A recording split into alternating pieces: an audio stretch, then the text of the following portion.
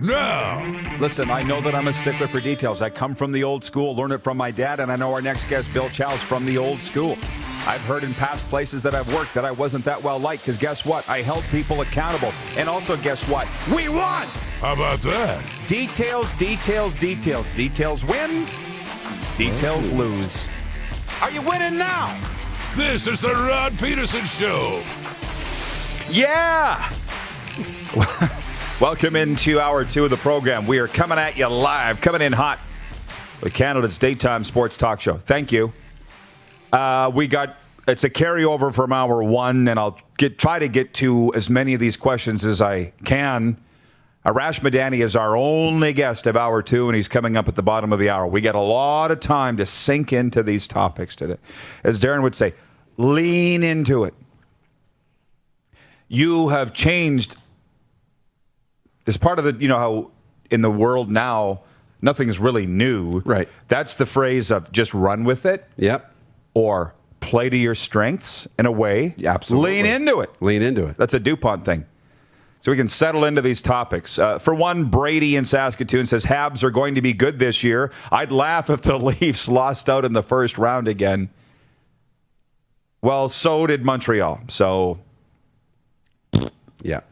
Wayne in Victoria says, if Winnipeg can get some good young players for the future, then I would make the trade for Laine. We talked a lot about Patrik Laine in hour 1, and I feel like we'll be talking a lot about him in hour 2.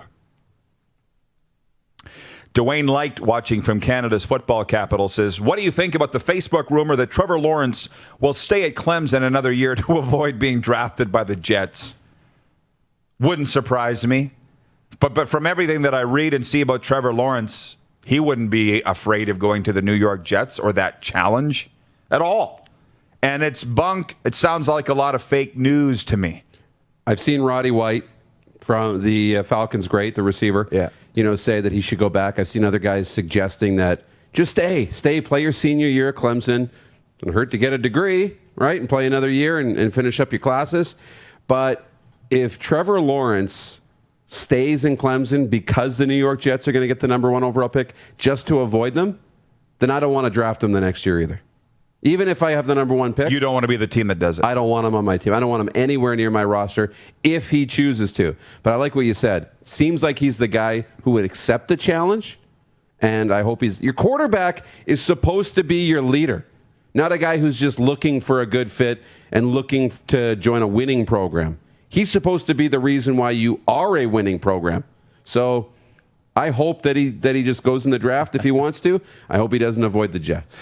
I don't think he will. He just seems to be a man of character. He wants his shot. He's been building for this.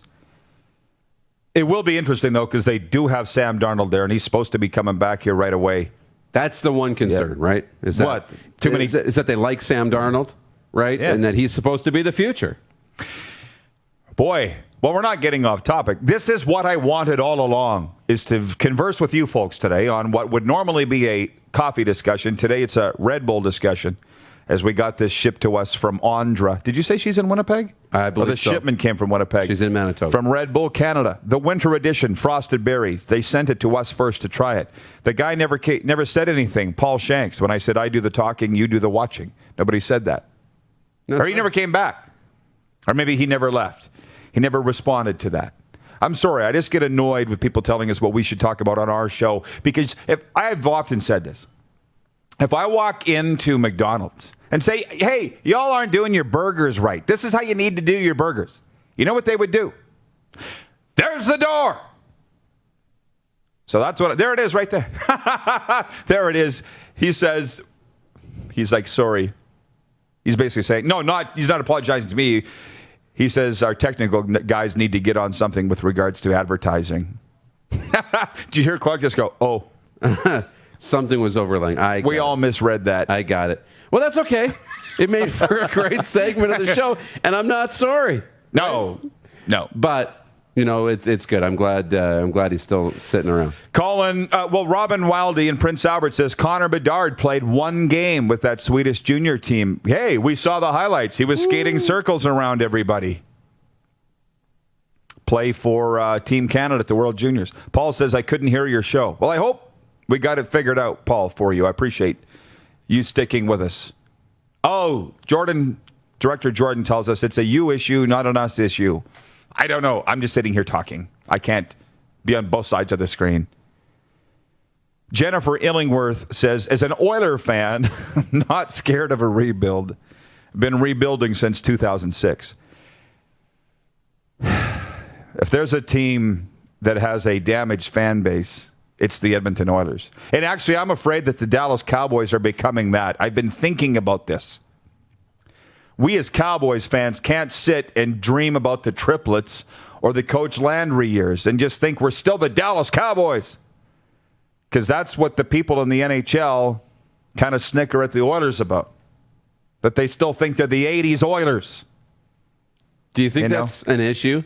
That you come into the year talking about the new triplets or even, the four, right? And then they're touted as Super Bowl contenders or favorites before the season started. I mean, Dak hasn't played in a week and a half, right? Mm-hmm. Or in a game and a half. And he's still the league's leading passer when it comes to passing yards.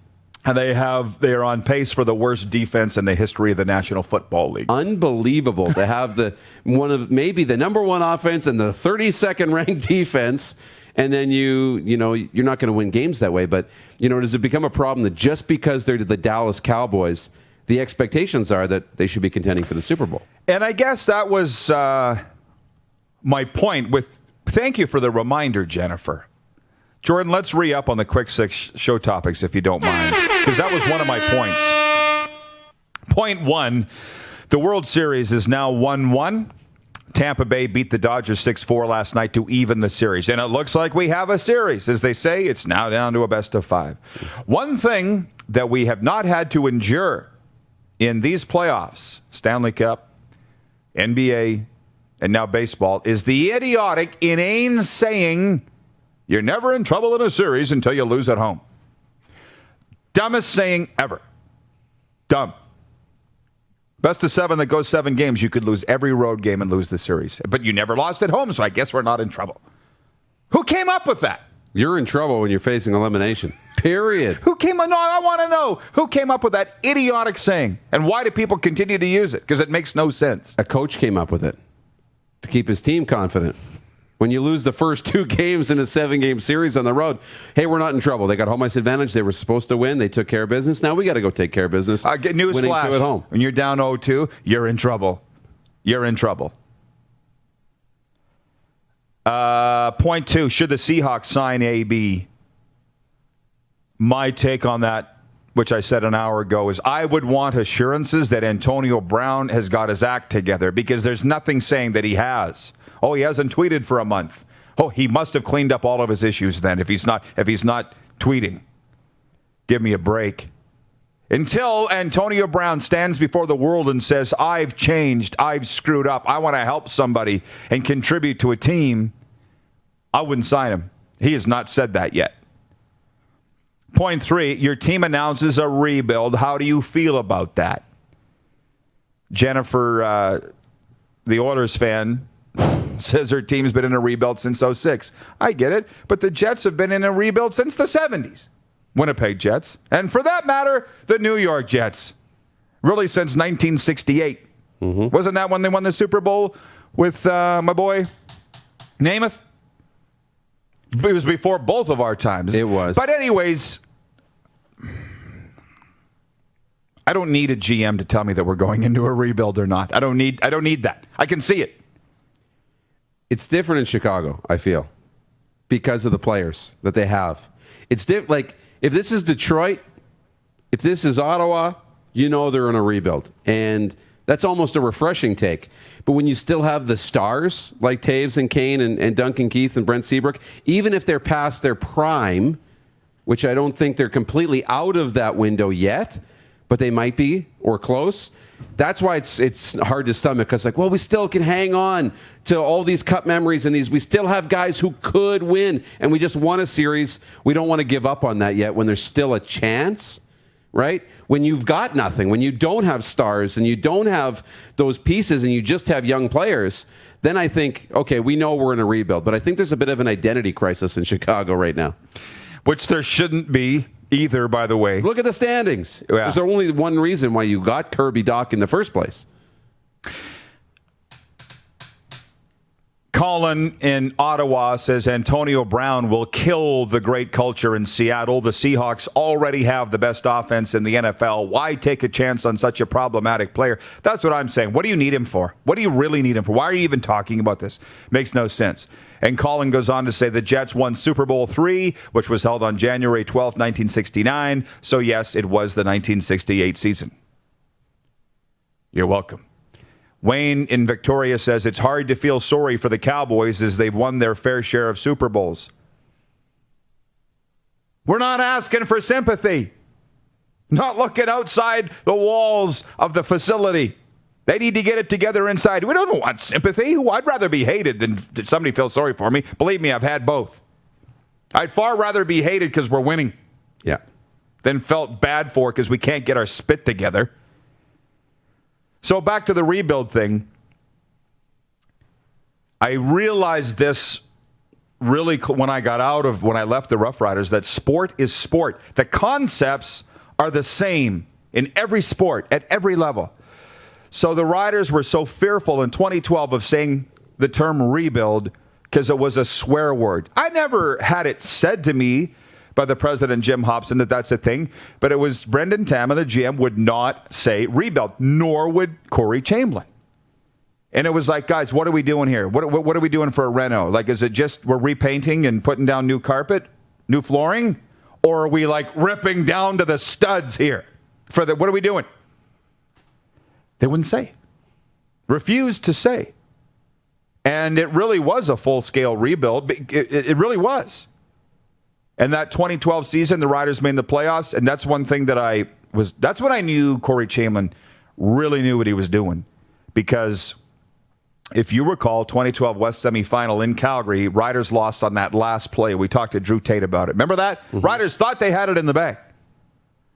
There's less than a minute to go, I believe. The Stamps are scrimmaging from their 35, and Drew Tate throws a bomb to Romby Bryant. I won't say who the DB was. They got caught flat-footed on the play. I can see it right now.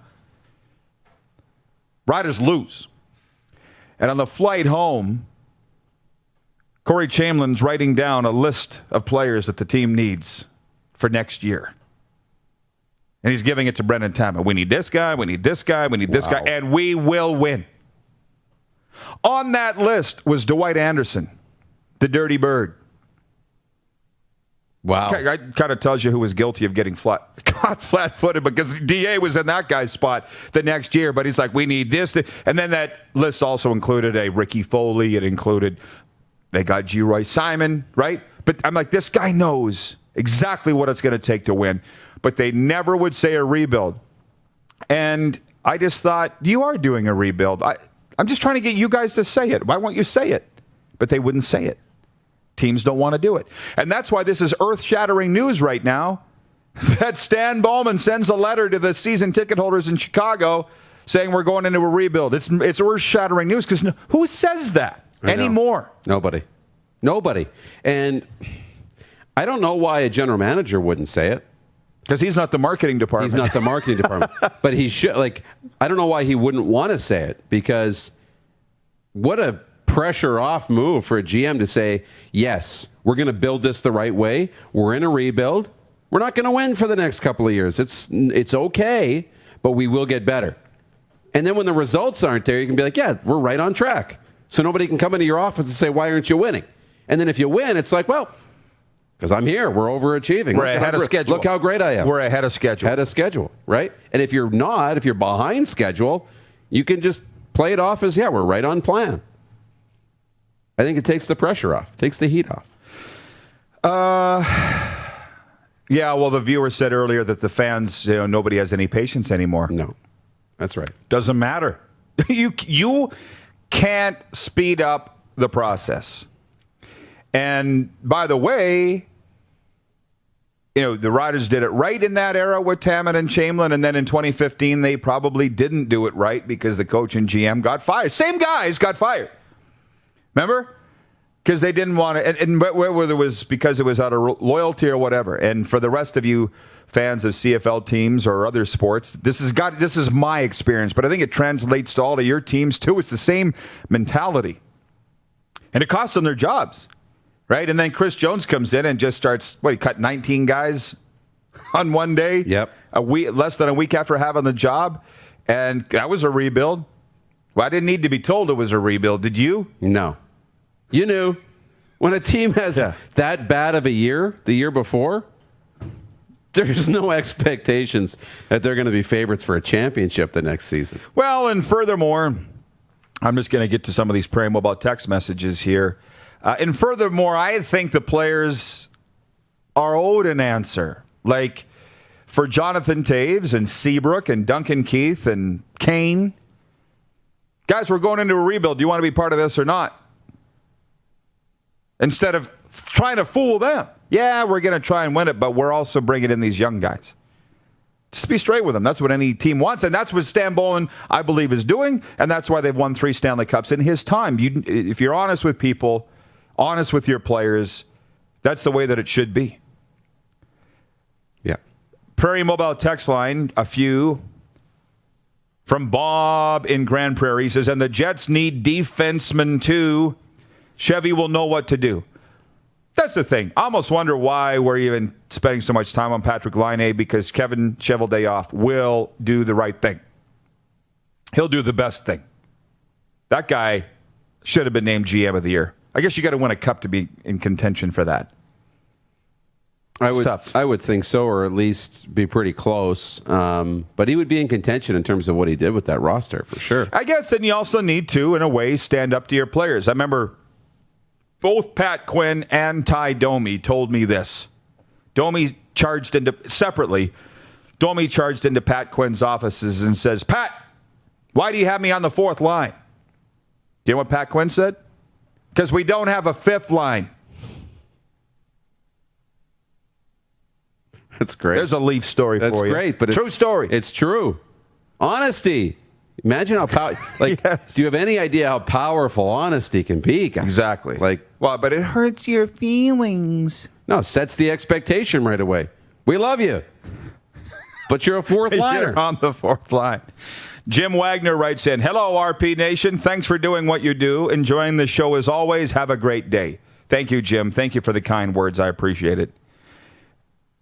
Oh, I meant to read this last hour, and I didn't. I'll read it here, then we're going to break and come back on it. Jer writes in at 306-840-8777, says, Mr. Rod Pedersen and company, question.